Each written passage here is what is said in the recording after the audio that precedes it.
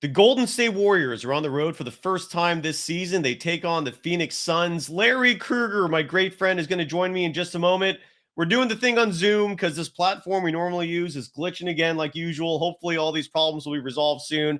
But again, we're going to do a Suns preview, talk about week 1 of the Golden State Warriors, and maybe talk about the NBA landscape in general. That's coming up next.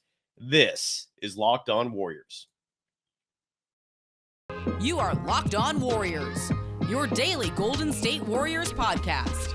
Part of the Locked On Podcast Network, your team every day.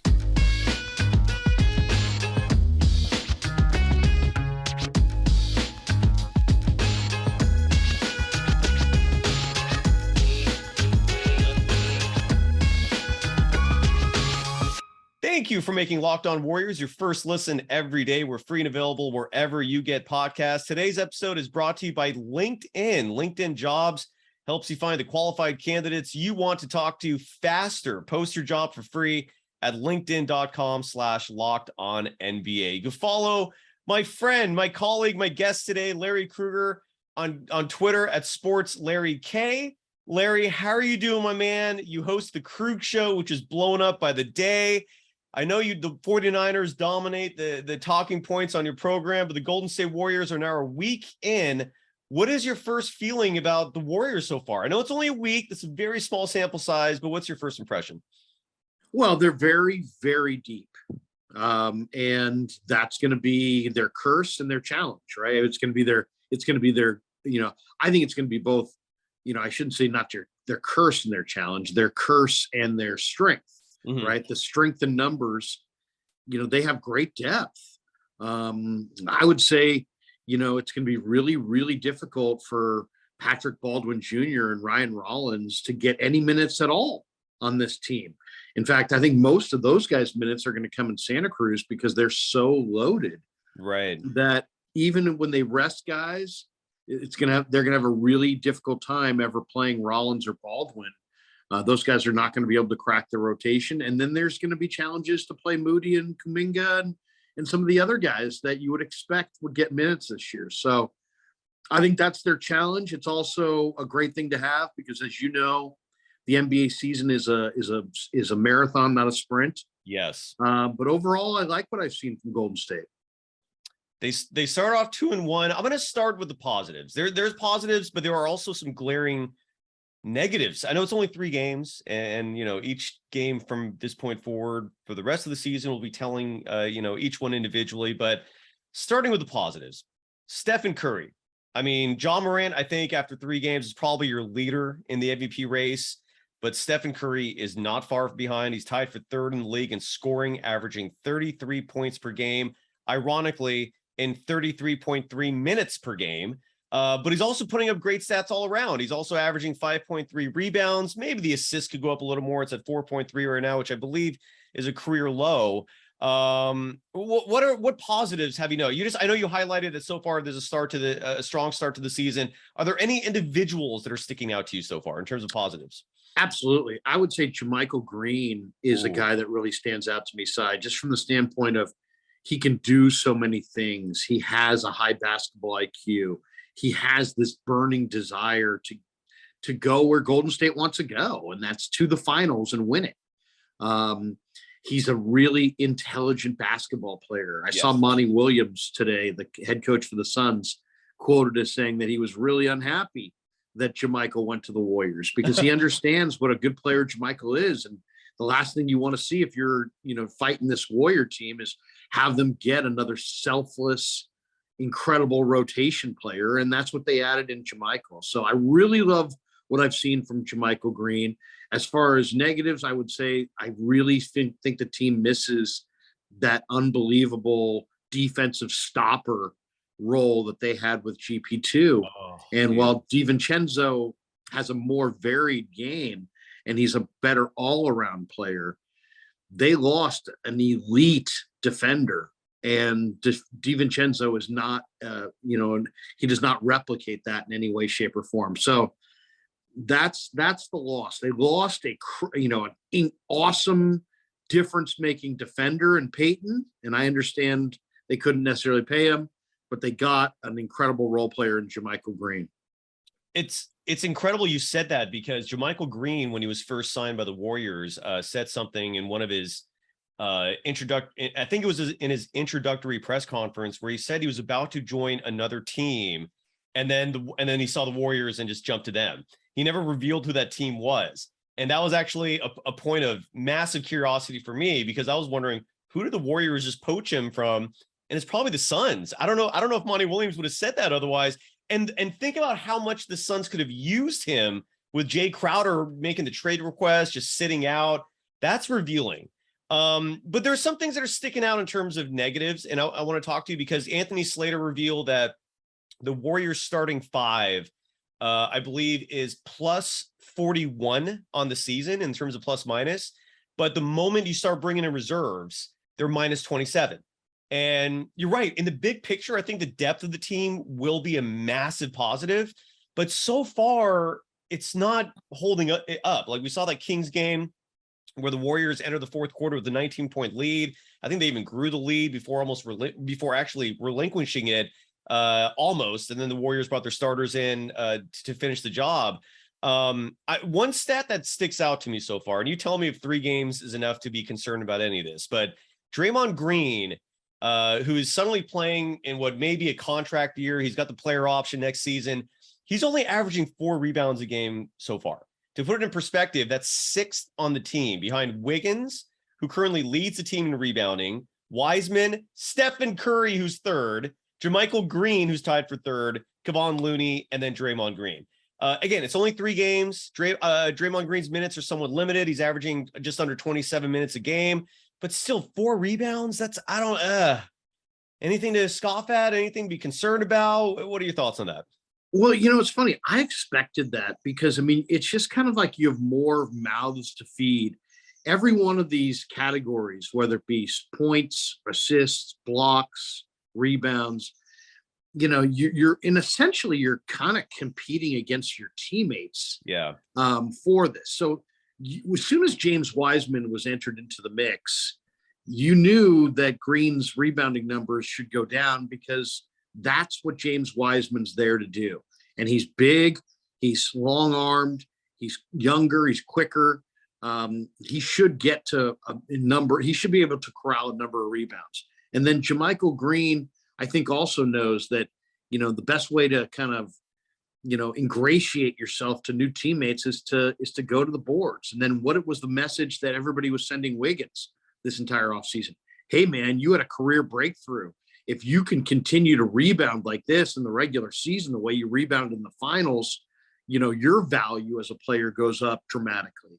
So I think that's resonating in the back of his mind. And then you have Steph, who's just a very underrated rebounder. He's always been a terrific rebounding, point guard. So I just think you just have more guys fighting for these rebounds. I'm not concerned at all about it. Nice.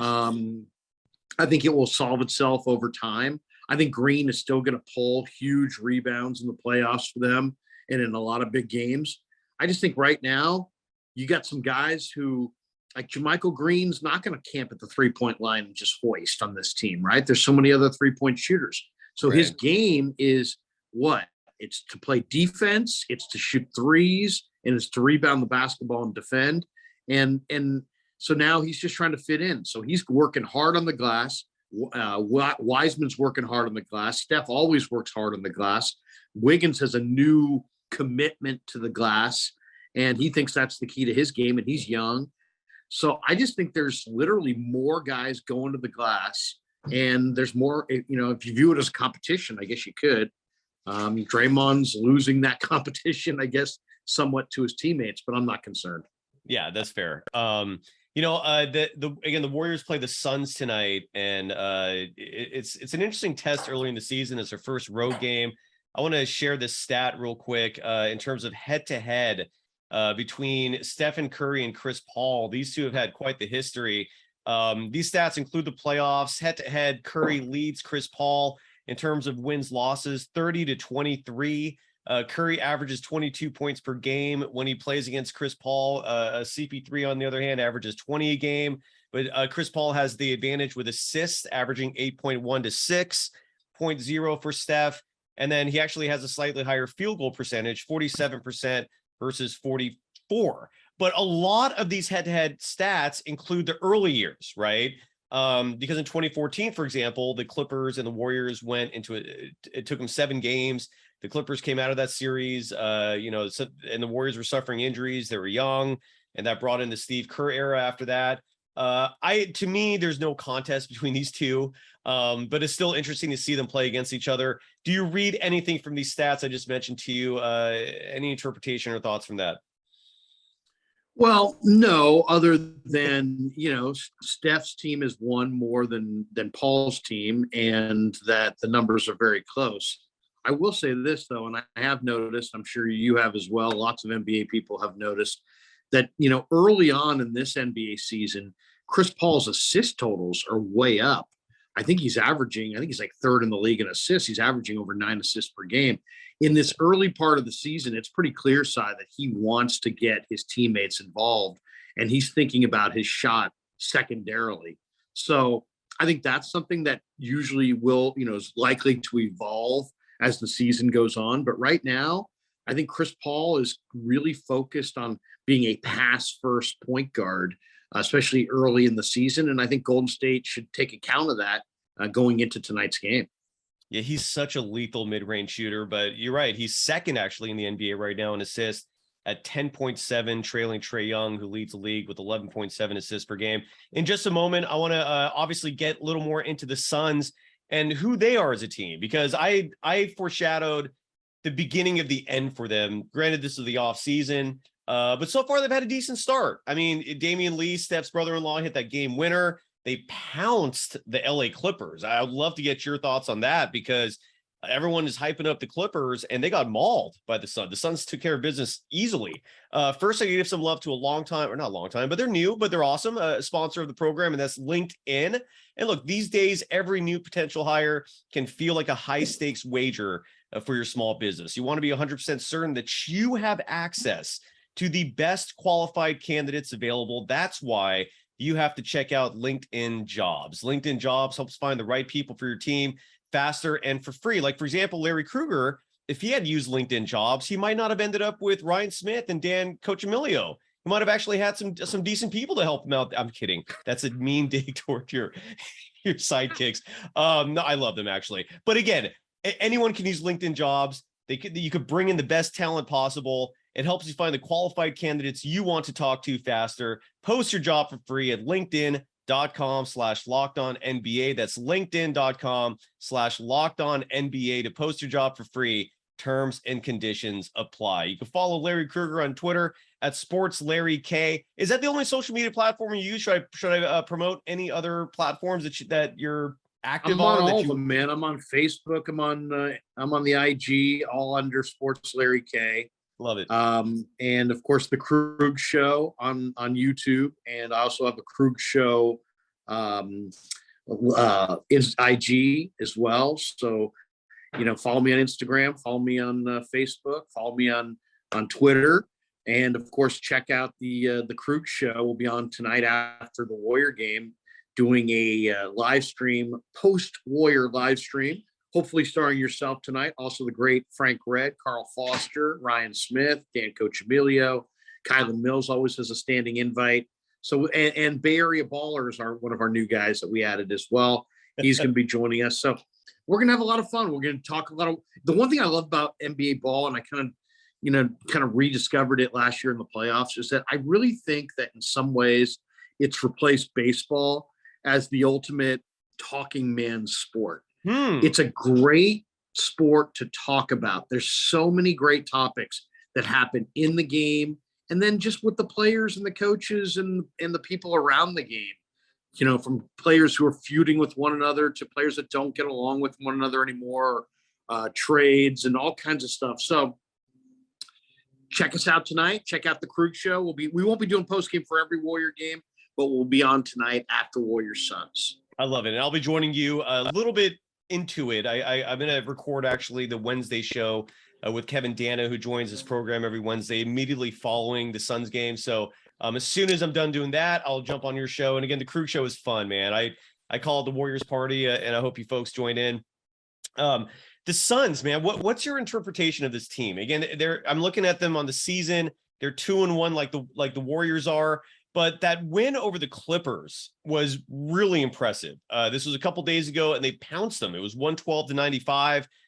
What stuck out obviously was Devin Booker putting in 35 points in that game. I'm looking at the stat sheet. I did not watch that game, but no one on the Suns, excuse me, like really stuck out. I mean, like Cam Johnson had 11, DeAndre Ayton had 13 and 8. The only other player in double figures was Cameron Payne, who had 10. But yet somehow the Suns, with a really deep bench, I mean, I think they went 12 deep in that game, came away with a resounding victory. I did not think this Suns team would come out this year performing the same way they did last year. I actually thought this was going to be the end for them and that we're going to see big changes. Still might happen. Again, it's only been a week. But what's your read on the Suns so far, if you have one even? I mean, it's that game. Well, yeah, I mean, they're a terrific team.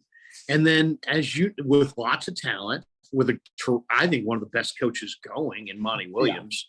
Yeah. And they've got great players. I mean, Chris Paul's a Hall of Famer. Devin Booker's a star.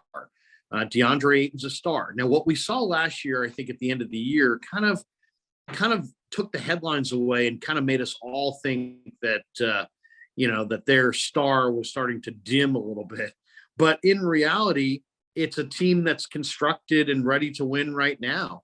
I just think that what you see in the NBA is you see teams that either grow together or fracture over the long season.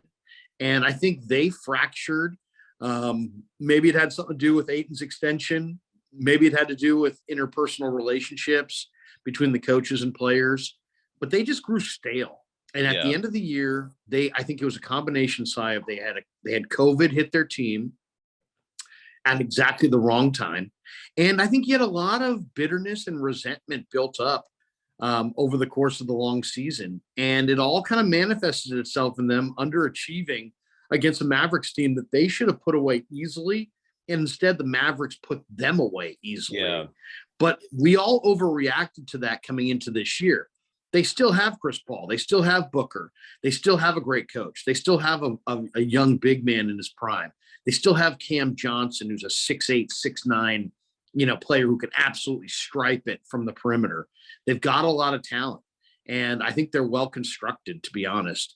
So now, will this team continue to fracture as the long season plays out? I think that's pretty likely, but they also may be able to kind of find that next level, regroup, possibly make a move at the deadline, and be, hell on wheels to deal with come playoff time. And I think all we Warrior fans should kind of come to grips with the idea that the Suns are the wild card. They could grow apart like they did last year and be kind of a non-factor, but more than likely it's going to be the opposite. They're going to grow together. They're going to be better than they were last year by leaps and bounds. And I think they're going to be a nightmarish team to play at the end of the year, because I think it's all going to come together for them. They're not going to waste 2 years in a row. I really think they're a team to keep your eye on.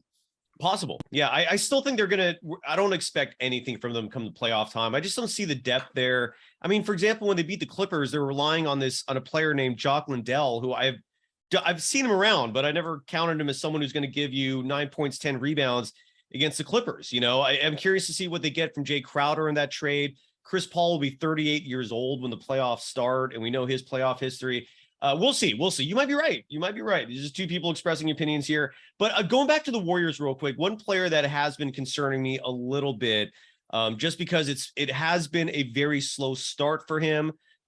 Usually a rookie player shows growth in his sophomore season. And instead, look, it's only 3 games, but Jonathan Kuminga has shown a regression. When I look at his stats right now, I mean, they're just not good. They're just not good. I mean, I'm actually trying to pull him up right now in terms of what his stats are for the season. And he's averaging 2.7 points per game, 1.7 rebounds per game.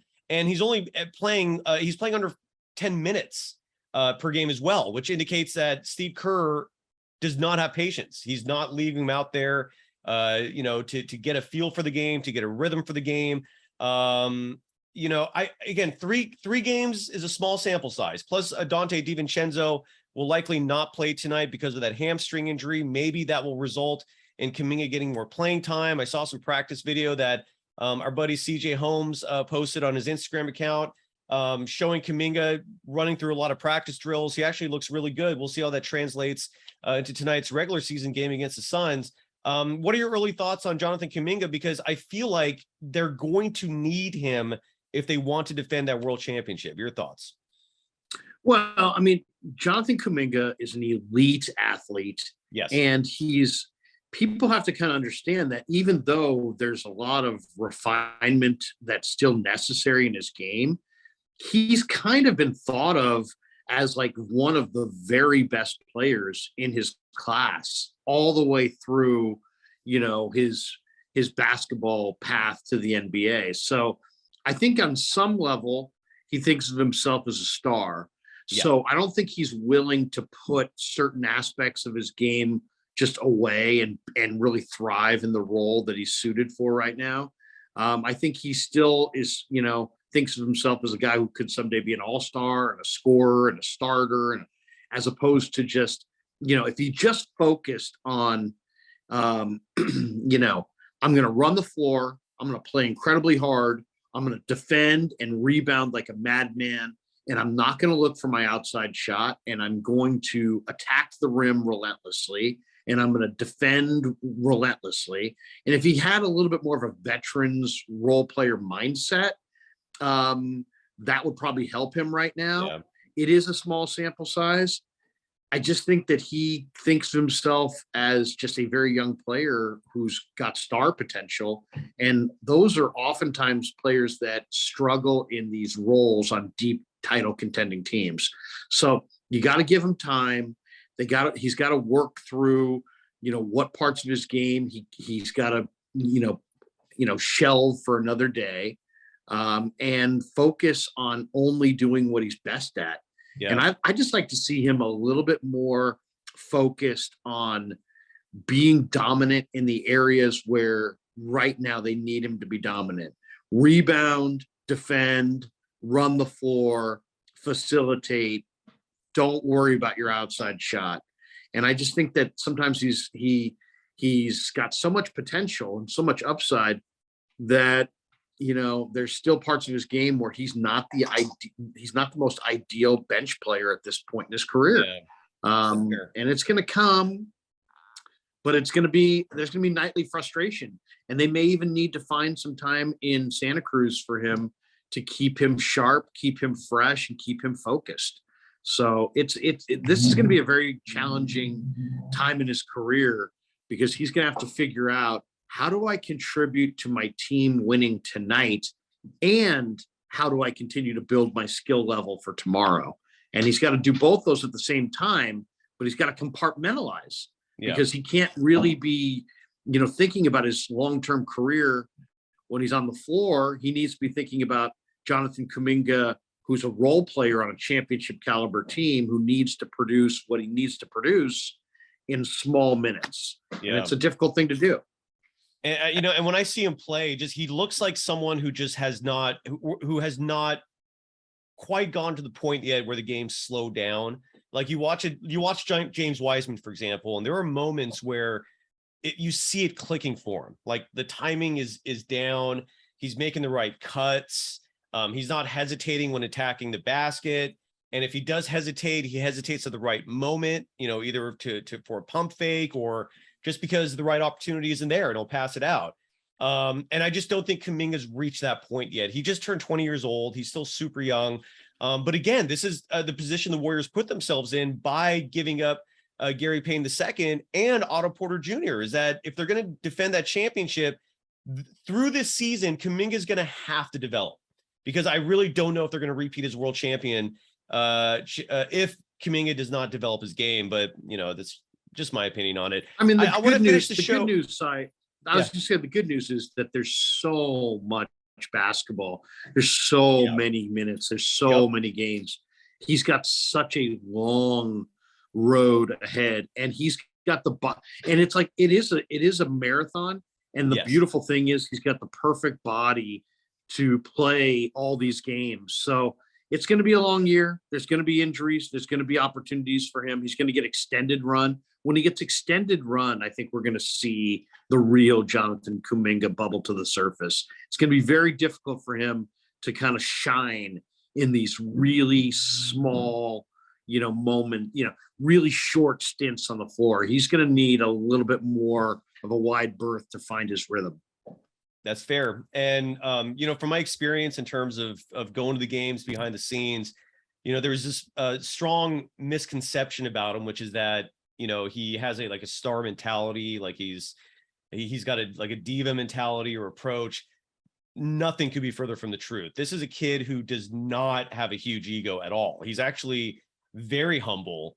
And in getting to know him, I kind of actually feel like he should be a little more ego driven. He should have a little more self-confidence. So I want people to be aware of that. Like, he is not someone that has a huge ego. That is not the impression I've gotten at all so far. But because he's quiet and because he was a relatively high draft pick, and some people have that image of him. I want to finish on this note. I'm looking at the NBA landscape, and I want you to tell me which one of these surprises you, if any, because some records are pretty wild. Like the Charlotte Hornets are 2-1 to start the year. The Portland Trailblazers are 4-0 to start the year, including beating the Phoenix Suns, who the Warriors are playing tonight.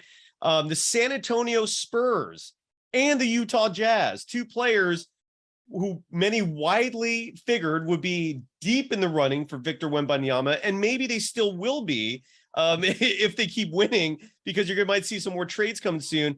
But do any of those records stick out to you so far in terms of being surprising or otherwise? I don't know. You tell me. Well, it's interesting. Utah and who's the other team you named at the end there? Spurs are, those are winning organizations that are used to winning. True. And so, it's like, I don't think those organizations or maybe even those teams realize how bad they are yet. You know what I mean? It's like, give them a few weeks to realize how bad they are, and maybe it will take a couple injuries, and they'll see how relatively thin they are. But I expect those teams to be at the bottom when it's all said and done.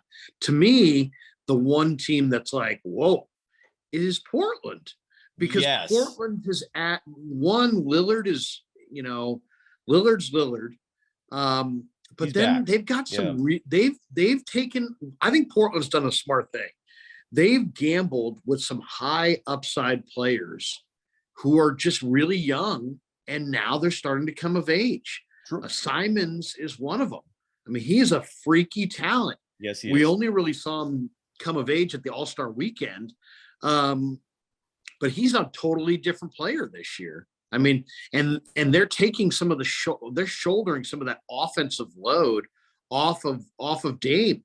And then the kid they drafted this year, Shaedon Sharpe. Yes. I mean, he is really, really good. Yes, he is. And another guy, high upside with, it's going to take some refinement, but I like their mix. They came back on opening night against Sacramento. Sacramento had like a 6 or 7 point lead in the final 5 minutes, and they came back and beat Sacramento after Sacramento went undefeated in the preseason. I thought that was impressive. And then Portland overall looks like they have a deeper, more talented rotation, and the pieces fit. And some of their young players are starting to grow up. So I think Portland is the team that's kind of opened my eyes. San Antonio's bad. Utah's bad. They've gotten a couple wins early, but it's wait until they wake up and realize who they are. There's gonna be some Tom Petty free falling going there. but I do love Portland, and I like their mix, and I just think that watch out for the Blazers because they got some talent there. Absolutely. And the Blazers, like on paper, don't look bad. I mean, you mentioned Anthony Simons, who just got the contract extension last year, and he's averaging just under 20 clips a game.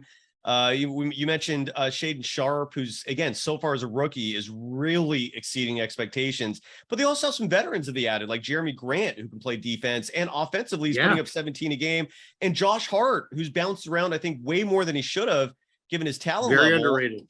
Very underrated. Yeah. So we'll see what happens there. Any predictions for tonight's game? The Golden State Warriors are 1.5 point underdogs. I think that line actually started at 2.5. So it's shifting toward the Warriors. And that, usually when a line's going one way, I like going the other way, but I don't know your thoughts on the line tonight. Well, I mean, I'll say this: if you're betting NBA basketball on a regular basis, take in a Gamblers Anonymous meeting. I can't bet. I can't bet it. I can't make sense of the way of, it's a league. It's weird. I like wagering, but I just can't wager on NBA regular season ball. It's just, I don't have a feel for it. If I feel like I do, I lose my money. So, I will say this: I don't feel great about betting Golden State early in the season because I don't really know how they're going to look night after night. I mean, the Sacramento game was odd. The Denver game was just bad. I mean, they just absolutely couldn't. That second quarter in the Denver game, they couldn't throw it in the ocean. Right. So, that was a concern. I would say it's a stay away. But if I have to lean towards a winner, I like Golden State because I think Golden State understands that Phoenix is a contender and that, they like to send messages to certain teams on their schedule. And I think Phoenix is one of those teams. I think we saw it on Christmas last year. And I think that the Warriors get up for Phoenix. So Chris Paul brings something out in them. True. That is really good. But as you said, Phoenix, Paul's looking to distribute more, and Phoenix has a lot of talent, and they're looking to kind of right the wrongs of the way last season ended. So I would say this game means more to Phoenix than the Warriors, which is kind of a scary proposition. I think Phoenix is in that mode where they're trying to send a message to the rest of the league that they're a title contender. And what better way to do that than to beat the team that won the championship? So I think they will fire tonight. I think it's going to be a very competitive game, but I like the Warriors to win. Sounds good. I agree with you. And there, I don't know if you play with this. We'll finish on this note here. I know I've said that like 3 times now, but this time I promise. I love PrizePicks. I don't know if you had a chance to play with this yet. They are a sponsor of the show. They're not sponsoring today's episode, but I love it so much I'm still going to it simply because A, you can bet on it here in California, and B, it's all about individual over-unders, right? So you just gotta pick 2 out of minimum of 2 players. They can't be on the same team. So I can't pick 2 Warriors. I think that rule changed recently. I was making a killing off that. And they changed that rule. Anything here, Stephen Curry over under 27.5 points. Same with Devin Booker. Klay Thompson, I do love this. Over under 16.5. I'm going to pick that one. Chris Paul over under 12.5. Andrew Wiggins over under 17.5 points. There's a lot going on here, and the rest is on the screen. Sorry, podcast listeners. Draymond Green over under 7 points per game. Does anything here stick out to you that you like as an over or under for individual performances from PrizePicks? That's interesting. What is it? Only points, or is it assists and It's rebounds only what's too? oh no. There's all sorts of stuff here. So we can bet on what's the Chris rebounds. Paul assists tonight? Let's check that out. So assists, Chris Paul's over under is 9.5. Yeah, I like over. I like over there. All right. And I kind of like. I just think Cam Johnson is always you can't go same team. You got to go one on one team, one on the other team. Correct. Exactly. Yeah. So I like Green. I like Green to score a little bit in this game. I think he'll score more than that, more than 7. Okay. All right.